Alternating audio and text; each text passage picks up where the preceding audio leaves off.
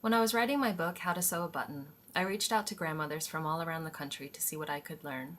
They told me stories about making do, helping others, finding fun, and even falling in love. As I was listening to each of them, I knew I was not only learning practical wisdom, but I was also collecting important stories, some of which have never been told before, and all of which will soon disappear.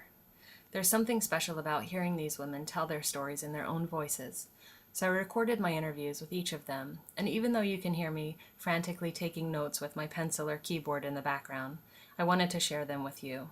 Their stories are ones we need to remember. Eloise, who's 80 years old, bravely recalled the hardships of her childhood. Because it was bad. What I remember, it was the whole time was bad. Because you just didn't have anything. And you couldn't get, if you had money, you still couldn't get nothing hardly. Alice, who's 88, recalled her mother's generosity during the Great Depression. A thing that brought it home was we lived in a rural area and close to a railroad track. People who had no jobs, what they call riding the rods, they became vagrants. They would wander into your area, to your yard. They were hungry and had no means of support. My mother always fixed a plate, and I sat on the porch and ate it, and it was kind of a normal thing to happen.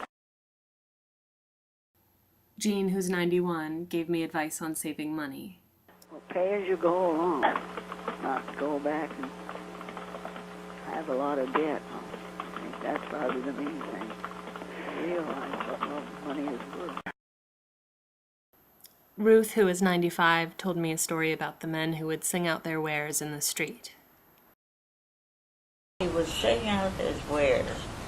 You either threw down money wrapped in paper, he sang a song, or you called him to come up and get something you wanted repaired. Such a nice time. He always threw down something, unless you were mean. Oh, it was lovely. Sue, who is 89 years old, talked about the joys of self-sufficiency. I keep thinking what a much better life it is when you can do things for yourself and aren't dependent on help. Mildred, who's 88 years old, recalled some of the simple pleasures of growing up on a farm without electricity, like hanging her laundry on the line. Going out in the summertime, especially spring and summer, and getting those clothes freshly dried and with the sun and the air and the freshness that you're gathering in at that time. And I have so many people who say, I love doing this. Gone back to hanging dried my stuff on the line, and they say, do you know you can dry everything at once? Lucille, who's 79 years old, talked to me about being a good citizen. That there's a big world out there that can use some of your talents. And I think if more people felt responsible for the world and what's going on, it might be a better world. Nikki, who's 84, talked to me about the importance of knowing and helping your neighbors. Well, you got to know people, and you more or less took care of each other. Not that you did big things. I don't know. I always felt like in a pinch, I could always call on my neighbor. Grace is 79, and she talked about keeping perspective. For us, it wasn't that difficult, but we knew that times were hard and we didn't have much. Learn to enjoy what you have and stop wanting so much and have to have it all. That's not what life is about. Life is about family, loving people, loving each other. And finally, Beatrice, who's 94 years old, talked to me about what's important in life. I always said to my husband, I want the things that money can't buy, and that's loyalty and truth and sincerity. If you're lucky enough to have your grandmother with you, sit and talk with her sometime.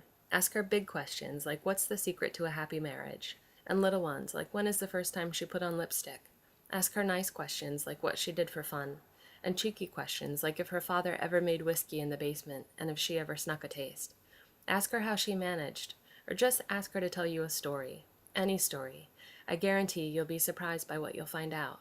If you no longer have your grandmother by your side, it's my hope that through this book you'll now have the spirit of her next to you, offering you warm encouragement and gently guiding you through essential life tasks that you may have forgotten or never learned in the first place.